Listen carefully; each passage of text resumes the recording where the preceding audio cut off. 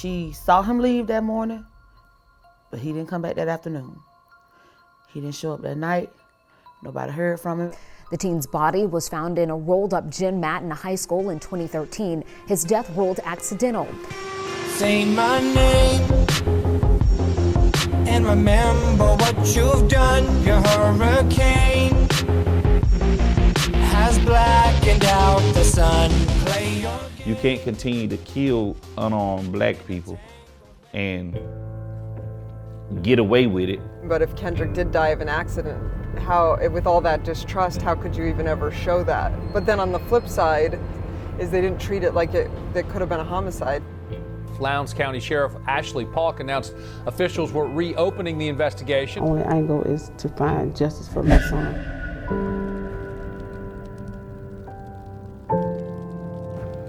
You can just tell death had come through our family, and it just settled. All right, we finally made it to Florida. That was a long drive. Right, and we still have 3 hours ahead of us. Why does Florida have to be the longest state on the planet? Okay, and obviously it's not. I know someone's gonna write in on the comments. Florida's not the longest state. It takes a while to drive through, that's for sure. Yeah, it is. Yes. We've got about 3 more hours, but tomorrow we get to interview Dr. Anderson, which I'm so excited about. Me too. This is probably going to be one of my favorite interviews that we've done so far. Yeah, I feel like we're really going to get some unbelievable insight into what he saw during the 2 autopsies. And what's even crazier is he was part of exhuming the body. Did you ever expect you'd have to exhume his body? No, I didn't expect to have to bury his body. In June, Kendrick's body was sent to Florida. The Johnsons hired Dr. Bill Anderson to conduct an independent second autopsy. And so I'm really curious what he has to say. And what's interesting, and it's not titled as Kendrick Johnson, but there's a book under a gentleman named Lyons that basically talks about the autopsies. Wow, I didn't know that. Yeah, but it's not, nowhere is Kendrick Johnson's name mentioned. So I wonder why that's being left out. So I just want to explain really quick what we're talking about in regards to this book, because this can get a little bit confusing. The book is called The Case Files of Dr. Arthur Lyons, Medical Examiner. And so even the title's a little bit odd because it's actually written by Dr. William Anderson, who was the forensics pathologist that worked on Kendrick Johnson's 2nd and 3rd autopsies after Kendrick was exhumed. This book is a compilation of medical examiners' files about different cases. Kendrick's happens to be the 2nd case in the book. Now, all the names are changed in the book, and I'm assuming that Dr. Anderson did this to protect himself from maybe a lawsuit, or maybe he wasn't supposed to be talking about this case yet. I'm not really sure what the reasoning was for changing the names, but if you read the story, it is the story, and it goes into great detail about the findings, why the original medical examiner's findings were incorrect, and what transpired in total between Dr. William Anderson and the Valdosta authorities and kind of his take on that. So it's an incredible read. It's only $1. It's on Amazon. You can get it in a digital download and you can read it right there. If you're interested in this case, I would definitely take a hard look at that. There is some incredible information in that book. And obviously I'm not working with Dr. Anderson to try to sell this. He was very vague about it to begin with, but once I got my hands on it and read it, I just think for $1, it's definitely worth reading because I think it's extremely eye-opening. So if you're kind of on the fence, like I have been through a lot of this, whether this was accident or murder, I think this will help clarify a lot of things like it did for me. I wonder if it's not okay to write about it or what. So I read the whole book so I could really get myself grounded and ask him appropriate questions, since this obviously isn't my typical field. So I thought it really helped to do that reading so that I understood what we're walking into a little bit more.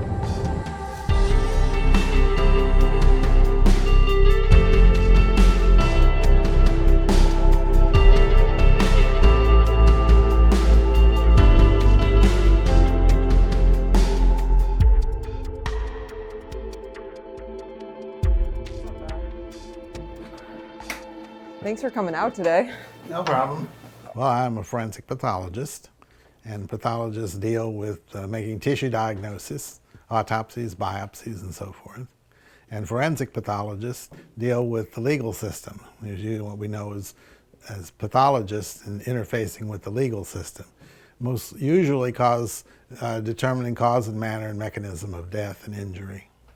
And how long have you been doing this, and why did you get into it originally? Well, I've been doing it since about 1976. And I was interested in pathology because it's basically a scientific approach to medicine. And I had always liked basic science, biology, and so forth. And I preferred that to clinical medicine, although the laboratory part of pathology deals with clinical medicine all the time. And of course, biopsies deal with patient diagnosis all the time, too. And I do both now. I am a consultant on cases, and I also run a laboratory for biopsies. Do most people who pass away have an autopsy done, or what's the conditions? No, the vast majority do not. What usually constitutes someone having an autopsy done?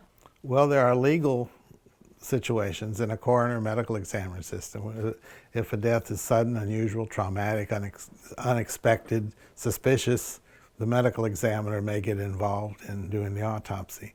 Now, the medical examiners are forensic pathologists in general. Coroners in many states simply have to be 18 years of age and never convicted of a felony. When I first started doing this line of work, more investigating cases, I was shocked because I assumed a coroner was like the equivalent of a doctor or something similar, or had some sort of similar training. And one of the first ones we met with had been a dentist. And I was like, oh, how did you become a coroner from that? And then I learned. When I was practicing in Georgia, our county coroner was a gas station attendant.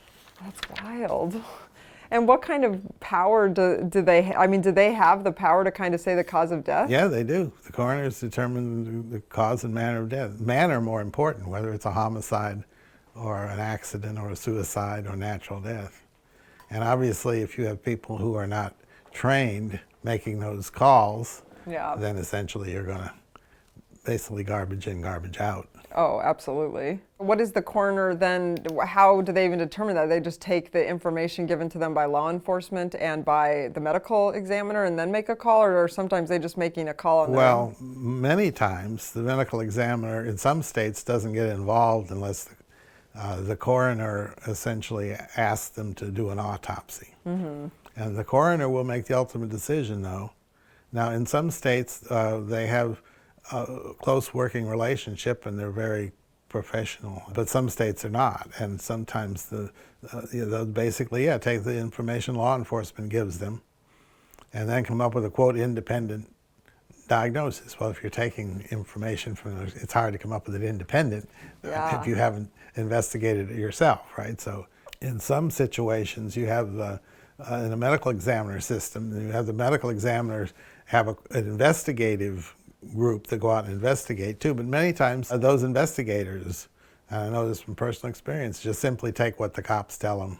That's what I think is kind of scary about it, is that if you have someone untrained doing that and they're being fed information, why wouldn't you just go with that information? I mean, that seems like a really dangerous kind of way to set up that system. Well, it is, and also there is a certain reluctance in many systems to basically cross swords with the law enforcement if they, say this isn't true and so forth.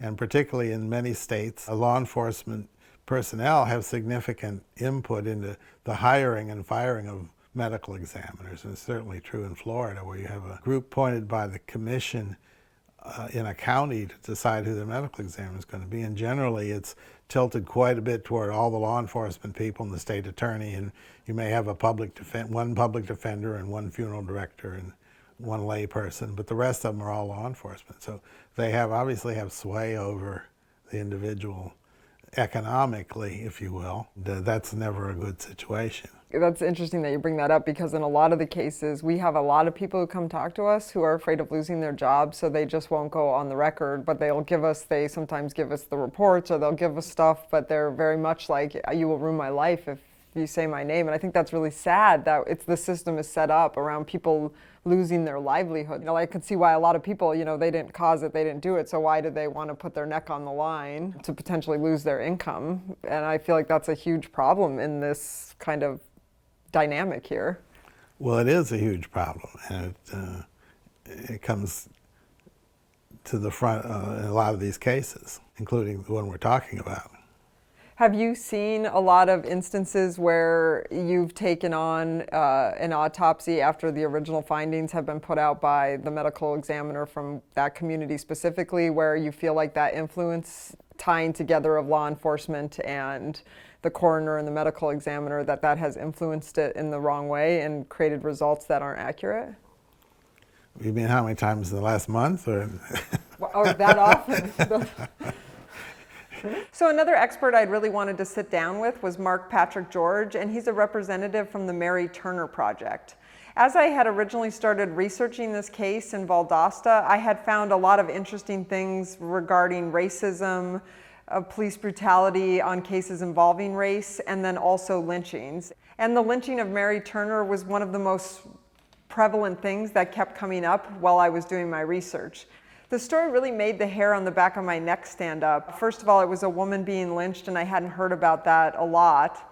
So I wanted to kind of understand what had happened there. As I started researching this, one of the first pieces of information I found online was that they were unable to keep her memorial up because people kept vandalizing it. And this had been going on for quite a while, to the point where they finally had to take the memorial down 100% and try to find a new town to put it in. And I thought that that was really startling, that they were unable to keep a memorial up that was for a woman who had been lynched 100 years ago, because it was damaged so often, and the damage consisted of vehicles driving into it and bullet holes. So that was really kind of a lot for me to stomach, that they couldn't even keep this memorial up. So I quickly just want to read this post that I had found in regards to the fact that they couldn't keep the memorial up. Dear members of the press, the Mary Turner Project wanted to reach out and let you know that the Mary Turner lynching historical marker has again been seriously vandalized. This time to the point that the metal marker was actually severely cracked. It appears that it had been repeatedly struck on the lower left-hand corner multiple times by some kind of on or off-road vehicle. It has also been shot a few more times since the last act of vandalism last year. There are now at least 27 bullet holes, impacts in the marker. Attached to this message, you will find photos of the most recent damage. As you'll see in the attached photos, the marker is severely fractured on both sides of the collar that secures it to the post. Given that another small blow or two would have completely broken the marker off of the post, the staff of the Georgia Historical Society and the Mary Turner Project determined that we needed to remove it from the site before the marker plate was completely broken off from the post and potentially lost. With that decision in mind, members of the Mary Turner Project removed the marker from the site location last Thursday and will store it until reinstallment plans are developed with the Georgia Historical Society and other sponsors of the marker.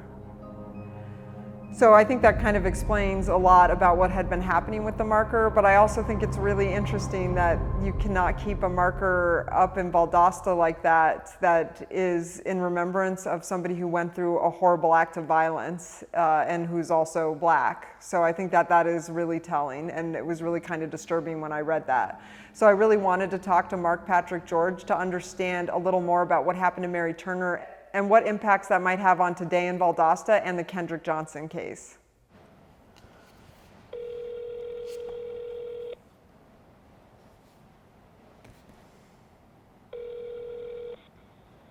Hi, you've reached the Mary Turner Project. Nobody can take your call right now, but if you would please leave us a detailed message and we will return your call as soon as we can. Thanks and have a great day. Bye-bye.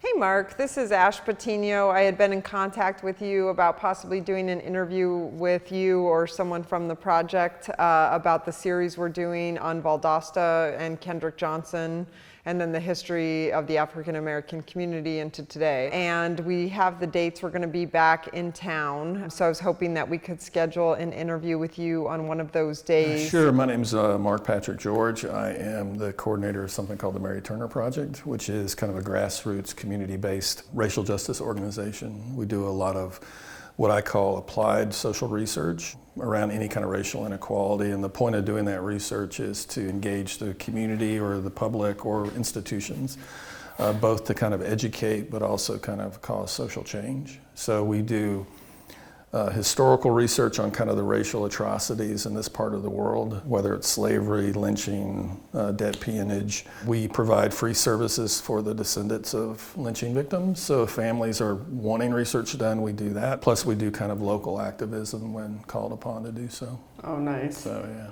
Yeah, that's even just saying debt peonage. I'm 41 years old. I had never heard that until I came down here. Most folks don't know that there was, you know, almost in many ways more violent form of slavery that took effect after the Civil War that lasted until the middle of the Second World War. There are people still alive today who have experienced some of that stuff, or they're direct descendants. And I think that that's what people forget, sure, it seems a long time ago. You know, I was born in '79, so it seems forever ago, but it's not. Like there are people still here. And I think that, you know, what we were talking about before the cameras were turned on, like, that doesn't bleed out. It takes generations to get that to bleed out, that fear. Just because that one generation isn't here anymore doesn't mean it's gone. Right. Yeah, and I think that's what's interesting even about you guys through all the social justice work, by calling it the Mary Turner Project. What made you want to use her name specifically? Yeah, we talked to the family about it a lot. I mean, she was killed for objecting to the lynching of her husband. She had children at the time. She made sure they were safe before she threatened to swear out warrants against the people that had killed her husband. So we kind of speculate that she knew what the consequences of that might be. And I think about this all the time, especially given the last 4 years, the potential for violence. You know, there's consequences for doing this kind of stuff, whether it's economic or your reputation or whatever else. But if you know a little bit about history, there have been these courageous men and women and people who stood up in the most dangerous of times for what was right. And in many ways, we see her as that person. We also, you know, there's just been thousands of people disappeared in the Deep South by lynch mobs, which were basically death squads. And we feel like they should not only be remembered, but acknowledged. And the act of doing that means something. So we live in this kind of traumatized place, and evoking her name in our work. So before we started in 2007, nobody knew who she was. Since then, her name is in U.S. testimony on race relations. She's been mentioned, and the story's been told on CNN and the Washington Post, 127 AP newspapers across the country. And there's this way that I think that's a testament to who she was and was about in some small way. So that memory is very much alive in the work we do today because of her name. I was talking to this historian yesterday. We're a nation that hasn't had any truth and reconciliation process, you know.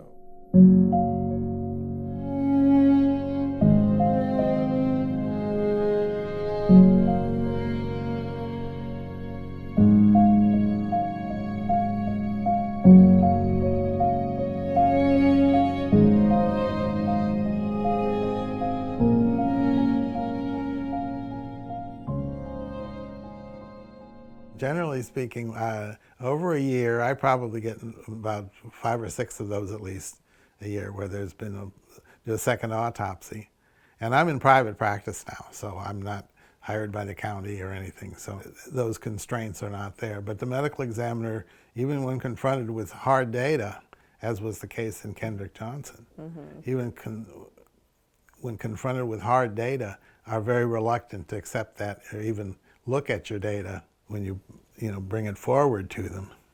Yeah, that's interesting, because Sheriff Polk, when we had asked about you, we said, you know, why were these 2 other autopsies so different than the initial one? And he said, well, I guess if you pay a guy to do an autopsy, they're going to give you the results you want. And I thought, how offensive was that with your well, career? that's always a good way to deflect it, but the fact of the matter is that the medical examiners in the state are paid for their jobs too, and so forth. It wasn't like we didn't document what we found. All they had to do to assure themselves that that wasn't true was just look at the pictures, and we offered to send them the pictures, and nobody wanted to look at the pictures in Kendrick Johnson. Yeah, that's surprising, because I would have thought they would have wanted to take your information and sure get their own medical examiner, certainly all in a room, and all talk through it to see if everyone can come to the same conclusion. But that just doesn't even seem to happen at all, or am I incorrect? It doesn't happen very often. Well, the medical examiners, for instance, in the Kendrick Johnson case, where they did not dissect the area that we found the injury, you know, they don't want to basically admit that they didn't, you know, look at that area. And sometimes it's not incompetence, but sometimes it takes a couple tries to get everything right in autopsy, because you might not think of at first, but then you go back and look at things that didn't fit correctly, like the lung weights, for instance, in this case. Then you go back and look at it, and as I said, sometimes you have to do 2 autopsies to get it right. But that doesn't mean the first person was wrong, but all you got to do is integrate that together with the findings of the second. But in general, in my experience, with multiple situations like the multiple medical examiners, multiple doctors involved, that they don't want to do that. They don't want to go back and even look at it. And I was really sort of taken aback a little bit by the reluctance of the medical examiner in Georgia to even look at our autopsy photos. You know, at least look at them and say, no, I don't agree with it, but to not even look at them in the first place, you know, it's difficult to comprehend why you would do that. Yeah, that seems very cavalier to me. I can't imagine just assuming I was right about something and not willing to at least look. I might still be right, but at least look at it objectively. Well, even if you're going to deny that what our findings mean anything, at least look at them before you deny it. You know? at least pretend. It's good to cover yourself. Yeah, at least to look at it before you automatically deny it. Yeah. I just want to break into the episode really quick and remind everybody to subscribe. You can subscribe right on the website, www.ashes2ashtv.com, and that's spelled ASHESTOASHTV.com. And if you can subscribe, that money just goes right back into helping us solve these cases. You also get some perks. You get discounts on merchandise, you get to see episodes early, you get to see behind the scenes and uncut footage, and you get to be part of our private Facebook subscriber group, and that's kind of nice because you can ask questions directly to me and I'll be able to answer them. And last but not least, you get to see these episodes without commercial breaks, so that's always a nice bonus. So if you can subscribe, please do. It helps us out a lot. If not, I just ask that you keep watching. The show is always free because that's how we get in tips and solve these cases.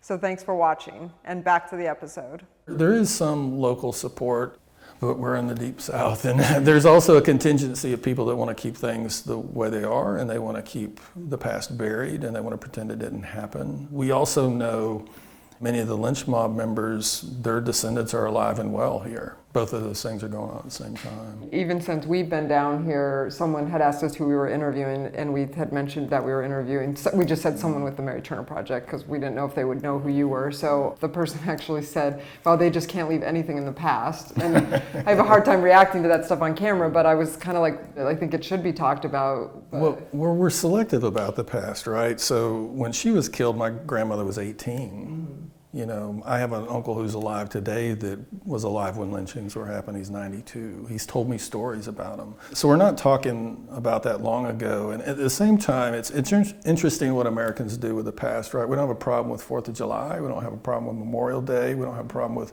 a variety of things in the past, right? Specifically if they make us feel exceptional and good. When it comes to being grown-ups and facing how this country was founded and the things that have been done in the name of quote unquote freedom, we seem to be kind of cowardly. So, and I think that's unhealthy. You know, we know if any individual experiences significant trauma, particularly when they're young, unless that trauma is faced and explored, it will direct their lives in ways they don't understand. Absolutely. And I would argue that the same thing is the case with communities and societies as well. So. It's interesting. And if the past didn't matter, let's take that damn statue off the courthouse lawn. And yeah. But all of a sudden, the past all of a sudden matters again when you start trying to change some things.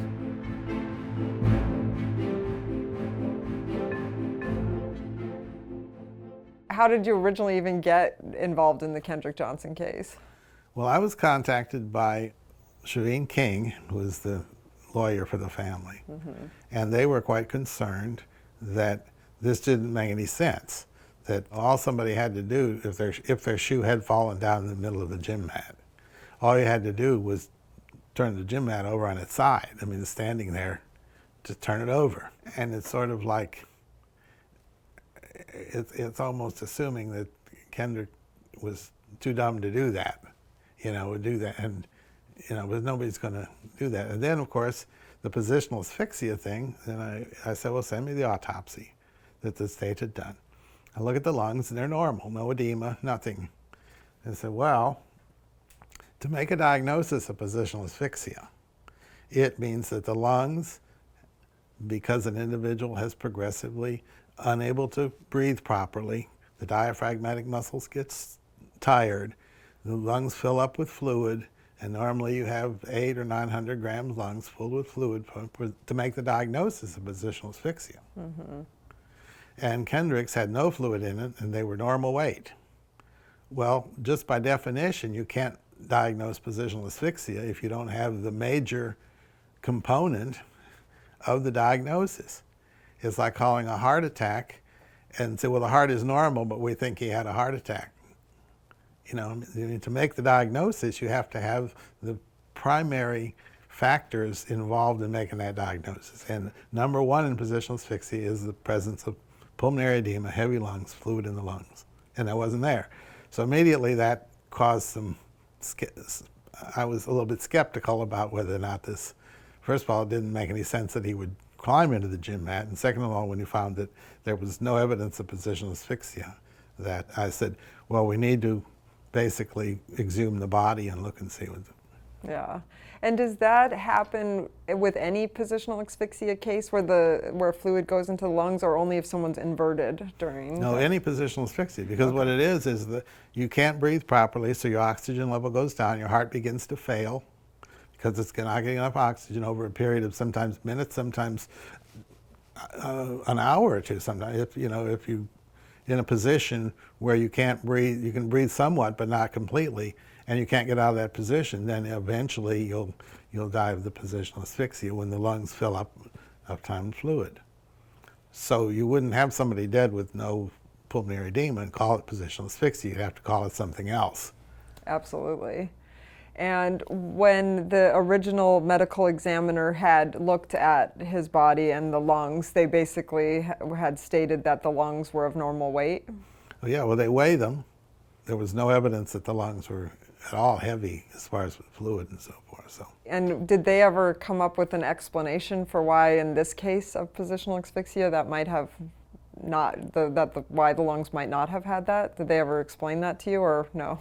No, well, actually, we offered to send them all our information, the photos and findings and so forth, and they basically, the state medical examiners indicated that they were not interested in looking at any of that at all. They didn't even want to see the pictures. They didn't want to see our findings. Say my name and remember what you've done. Your hurricane has blackened out the sun. Play your game in a tangled web you spun. Send your rain while water fills my lungs. I can feel the ache, I still bleed and break, though my heart is made of stone. I shiver and shake every new mistake, 'cause I'm standing on my own. Maybe you could be my